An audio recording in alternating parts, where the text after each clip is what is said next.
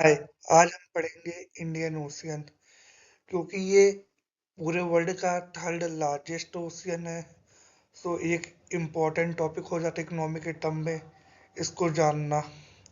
सो आप देख रहे हैं इकोनॉमिक नॉलेज बाय अभी। शुरू करते हैं आज का लेक्चर। सबसे पहले हम डिफाइनिंग द इंडियन ओशियन देख लेते हैं।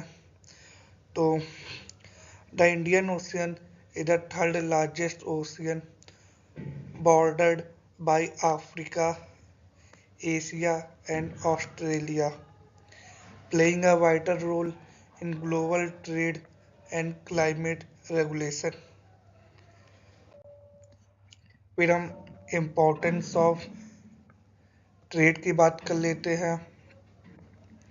Indian ocean service as a vital trade route facilitating global commerce.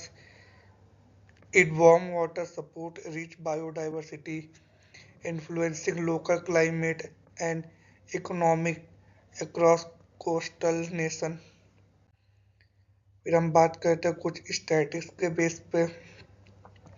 तो total area of the Indian ocean है कि third largest ocean on the earth है, इतना किलोमीटर स्क्वायर है।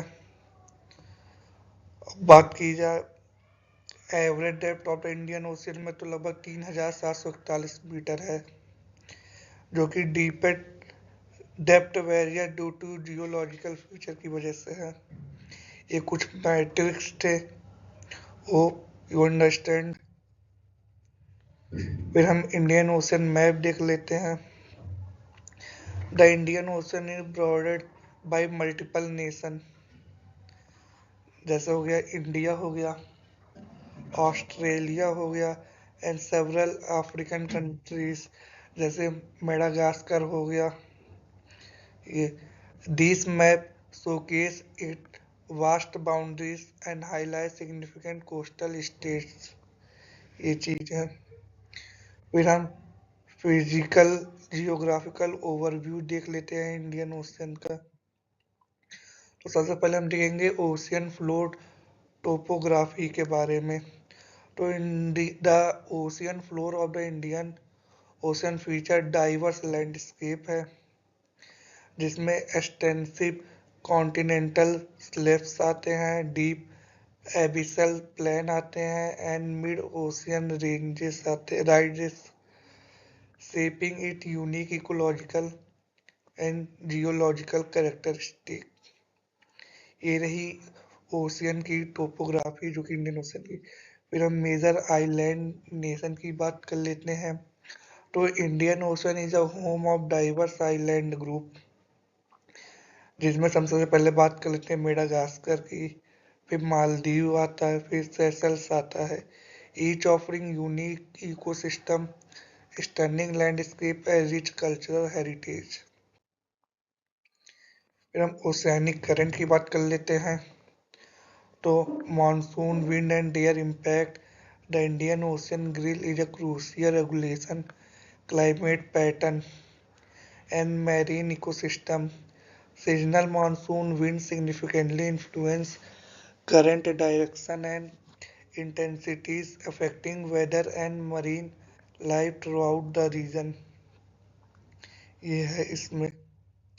फिर हम टाइड्स एंड वेव की बात कर लेते हैं। तो Indian ocean exhibit complex tidal pattern influenced by moon gravitational pull, creating substantial wave dynamic that affect coastal ecosystem and navigation के बारे में है। फिर हम हिस्टोरिकल एंड कल्चर कॉन्टेक्स्ट देख लेते हैं हमारे प्यारे से इंडियन ओशन के बारे में। तो सबसे पहले हम इसमें देखेंगे अर्ली मैरिटाइम हिस्ट्री के बारे में। हम जानते हैं जो इंडियन ओशियन है, ये last serve as a vital conduit for ancient trade, यानी पुराने ज़माने में जो भी ट्रेड होता था वहाँ पे मेन ये एपी सेंटर जिसे हम कह सकते हैं उसे माना जाता था। Facilitating not just commerce but also rich culture, ये केवल व्यापार के लिए नहीं होता था, कल्चरल के लिए भी होता था, जो कि एक्सचेंजेस थे between civilisation across its source, यानी जो उसके आसपास के थे जो कि समुद्र के किनारे होते हैं उनके सिविलाइजेशन से कनेक्टिविटी हर चीज़ थी। फिर एम्पायर एंड सिविलाइजेशन की बात कर लेते हैं। तो Indian ocean was shaped by influencer empire. जैसे इंडिया में बात की जाए तो Maurya empire, Chola empire, fostering trade and cultural exchanges.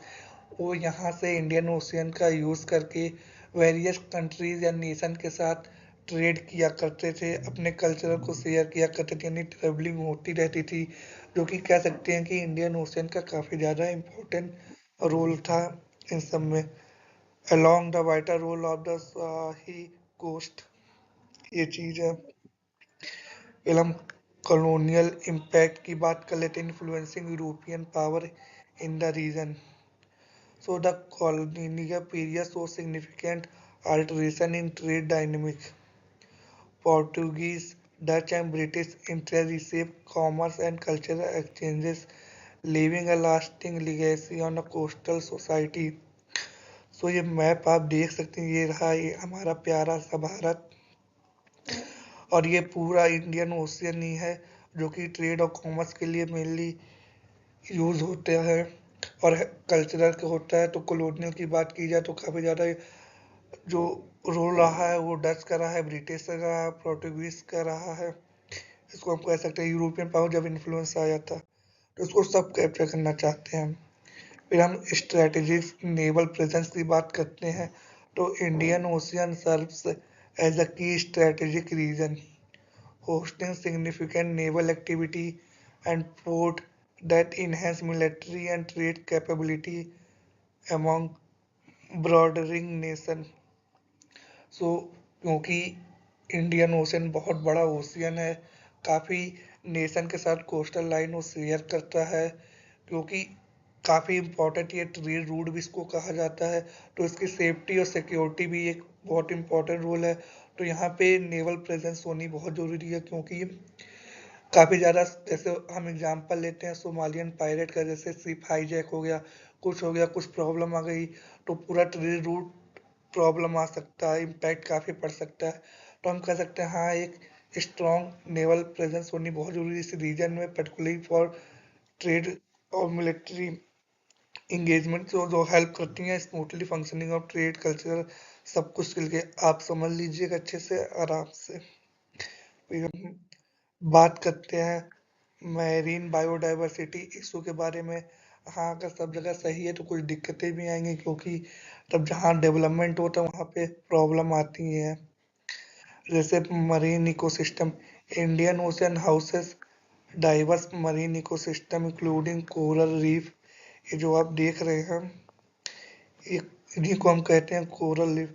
Mangrove, यानी कि ऐसे पेड़ पौधे जो कि मेनली ओशियन के कोरलाइन में होते हैं, कि वो जमीन को कटने से बचाते हैं, उनकी जो सोर रहती है वो ऊपर रहती है। जैसे दलदली इलाके में है तो मिट्टी को बहने में काफ़ी ज़्यादा हेल्प करते हैं मैंग्रोव। जैसे कि सुंदरबन डेल्टा में टाइप हो गया, इंडिया बांग्लादेश में सुंदरबन में, आंध्र उड़ीसा के इधर कोस्टल एरिया में। Sea grasses bed is supporting unique biodiversity and providing critical habitat for numerous species. अपने में ही एक बहुत बड़ा इकोसिस्टम है, ओशियनिक लाइफ जिसे हम कह सकते हैं। सो ये सब चीज़ है, तो इनमें चैलेंजेस आते हैं। फिर ओशियन वाइल्ड लाइफ की हम बात कर लेते हैं। तो Indian ocean is home to incredible diversity featuring key species like whale, shark, dugong and sea turtle. तो मेनली इंडियन ओशियन में हम कह सकते हैं कि काफ़ी ज़्यादा मात्रा में व्हेल मिलती हैं, शार्कें मिलती हैं, डुगोन मिलते हैं, सी टर्टल, जो कि कंट्रीब्यूटिंग करते हैं इसके rich marine biodiversity and ecological balances को। ये है। फिर हम इन्वायरमेंटल थ्रेट देखते हैं, impact of pollution and over fishing. Pollution mainly water pollution की हम बात कर रहे हैं, जैसे इंडस्ट्रियल वेस्ट को प्रॉपर ट्रीटमेंट ना करके डायरेक्ट डंप कर देना वाटर बॉडीज में, तो काफ़ी ज़्यादा पॉल्यूशन होता है। जैसे कोई शिप जा रही है क्रूड ऑयल से है, बाई चांस कोई हमला हो गया तो उसका लीकेज हो गया या डैमेज हो गया तो पूरे ओशियन में पॉल्यूटेड कर देता है, जिससे वाइल्ड लाइफ में काफ़ी इम्पैक्ट पड़ता है। ओवर फिशिंग, यानी बड़े बड़े मशीनें लेके समुद्र में चले गए आप और आपने जाल बिछा के बहुत ज़्यादा फिश इकट्ठा कर लिए। आप डेली डेली करते उसी में प्रोसेसिंग सब कुछ करते जा रहे हैं, बहुत ज़्यादा ओवर फिशिंग कर लिए, तो उसकी वजह से काफ़ी प्रॉब्लम आती है। Indian ocean has faces significant environmental challenge, जैसे ओवरफिश हमने बात की है, कोरल ब्लीचिंग हो गया and pollution threatening rich biodiversity and livelihood of coastal communities, ये चीज है इसमें। फिर हम कंजर्वेशन एफर्ट की बात करते हैं तो Indian ocean is a home to numerous maritime protected areas. इसमें हम देखते हैं कंजर्वेशन, यानी कि जो इंडियन ओशियन है वो काफ़ी न्यूमरस स्पीसीज का होम है, यानी कह सकते हैं उनका घर है, क्योंकि ये रिच बायोडाइवर्सिटी माता कोरल रीफ है, तो कई स्पीसीज हैं जो कि काफ़ी जगह विलुप्त भी हो गई, वो यहाँ पे पाई जाती हैं। तो कह सकते हैं कि काफ़ी इम्पोर्टेंट रोल है बायोडाइवर्सिटी में। Enhancing ecological resilience against threat like climate change and pollution, तो इनकी वजह से यहाँ पर दिक्कत हो रही है कंजर्वेशन। फिर हम इकोनॉमिक रिसोर्सेस ओवरव्यू की बात कर लेते हैं। सबसे पहले हम बात करेंगे ट्रेड रूट।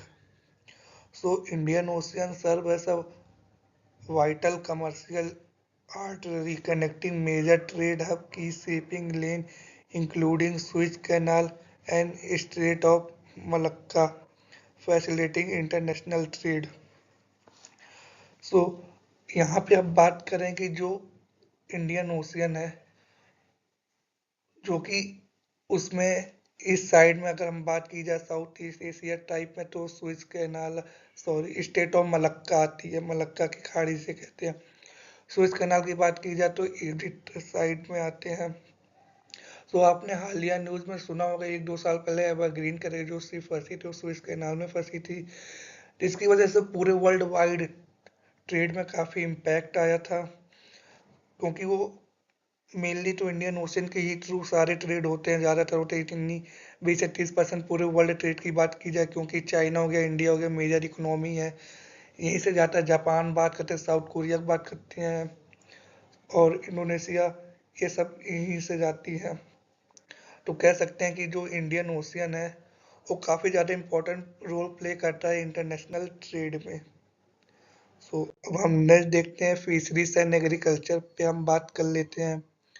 तो fisheries and agriculture are crucial for coastal economy, providing livelihood and support local communities. अगर हम फिशरीज एंड एक्वाकल्चर पे बात की जाए तो क्योंकि कोस्ट एरिया में है, काफ़ी लोग वहाँ पे रहते हैं, उनकी आजीविका यानी उनकी जो डिपेंडेंस है वो फिशरीज के ऊपर, यानी वो मछली पकड़ के मार्केट में बेचते हैं और कुछ पैसे आते हैं, उन्हीं से उनका घर चलता है। सो इस तरीके से भी काफ़ी इम्पोर्टेंट रोल प्ले करता है। और फिर बात की जाए contributing to food security through sustainable fish production and resources management, ये चीज़ है। फिर हम नेचुरल रिसोर्सेज की बात कर लेते हैं। Offshore oil gas and mineral, the Indian ocean is a rich in natural resources, यानी जो इंडियन ओशियन है वो काफ़ी ज़्यादा रिच है नेचुरल रिसोर्सेज से, यानी कि वहाँ पे बहुत बड़े बड़े भंडार हैं नेचुरल रिसोर्सेज के। ऑयल के हो गए, गैस के हो गए, मिनरल के हो गए, तो इनके बहुत बड़े बड़े भंडार है इंडियन ओशियन में, हम इसको कह सकते हैं। Reserve oil gas essential for global energy need economic growth and coastal nation, ये चीज़ है। तो अगर हम कुछ एग्जांपल ले, जैसे अंडमान निकोबार में काफ़ी ज़्यादा ये हमें चर्चे में आते हैं कि यहाँ वहाँ पे बहुत बड़े बड़े गैस के भंडार मिल सकते हैं। और आंध्रा की बात की जाए केजी बेसिन में, जो कि वो भी आता है इन बे ऑफ बंगाल साइड में, हाँ वहाँ पे भी है कि काफ़ी ऑयल है। फिर इधर साइड में काफ़ी है कह सकते हैं। फिर हम बात करते हैं मेजर शिपिंग हब के बारे में हम बात कर लेते हैं, जो कि इंडियन ओशियन में मेजर शिपिंग हब हम बात करें, जैसे मुंबई हो गया, और मुद्रा पोर्ट भी हम कह सकते हैं, भी काफ़ी इंपॉर्टेंट रोल प्ले करता है। और फिर इधर केरला के साइड में काफ़ी पोर्ट है, उधर आंध्रा के साइड में काफ़ी पोर्ट है। यहाँ पे एग्जाम्पल है कोलंबो पोर्ट का, जो कि साउथ ये आसियान नेशन का है, सिंगापुर, जो कि आप जानते ही हैं काफ़ी बड़ा पोर्ट है, जो कि काफ़ी बड़े बड़े वहाँ पे शिप डॉक होती रहती हैं, तो काफ़ी इम्पोर्टेंट रोल है कह सकते हैं हम इंडियन ओशियन का प्रॉपर ट्रेड करने में, और इंटरनेशनल ट्रेड को बढ़ाने में काफ़ी ज़्यादा हेल्प करता है, और एक प्रॉपर कनेक्टिविटी और फैसिलिटिंग प्रोवाइड करता है गुड अक्रॉस कॉन्टिनेंट के बीच में। ये चीज़ है इसमें। फिर हम कंक्लूजन एंड फ्यूचर आउटलुक की बात कर लेते हैं। तो सबसे पहले हम देखते हैं मल्टी फेस्टेड सिग्निफिकेंस यानी इम्पोर्टेंट के बारे में। तो इसमें हम देखेंगे कि इंडियन ओशियन क्रूशियल है ग्लोबल ट्रेड के लिए, क्लाइमेट रेगुलेशन के लिए एंड बायोडाइवर्सिटी के लिए। तो ग्लोबल ट्रेड मैंने बता ही दिया कि यहाँ से मेजर ट्रेड होते ही हैं, पूरे वर्ल्ड ट्रेड का काफ़ी एक परसेंटेज ये इंडियन ओशन कंट्रोल करता है। और बायोडाइवर्सिटी आई जैसे कोरल रीफ हो गए, इन सब चीज़ों से मैंने डिस्कस किया। फिर serving as a life long for coastal community, यानी जो जो कोस्ट लाइन से सटे लोग हैं उनके लिए एक लाइवलीहुड का भी काम करता है, यानी वो मछली पकड़ते हैं बेचते हैं, कुछ पैसे आते हैं, उनका घर चलता है, उनका पेट पलता है, लाइवलीहुड का भी काम करता है कोस्टल कम्युनिटी में। Hotspot for marine ecosystem. फिर हम इमर्जिंग चैलेंजेस की बात कर लेते हैं। तो climate change poses significant threat to Indian ocean including rising sea level, increased pollution and over-exploitation of resources calling urgent conservation and sustainable development effort। हाँ, ocean है बहुत बड़ा, क्योंकि इमर्जिंग इकोनॉमी के बढ़ते जा रहे हैं तो काफ़ी वाटर पॉल्यूशन हो रहा है मेनली। कि अगर ओशियन पॉल्यूशन की बात की जाए तो वाटर पॉल्यूशन एक मेन है। सो यहाँ पे रहता क्या है, इंडस्ट्रियल जो इंडस्ट्री है वो ट्रीटमेंट ना करके सारा अपना वेस्ट डायरेक्ट डंप कर दे रहे हैं वाटर में। तो इसकी वजह से जो पॉल्यूशन हो रहा है उसकी वजह से मरीन लाइफ काफ़ी इम्पैक्ट हो रहा है, ये चीज़ है।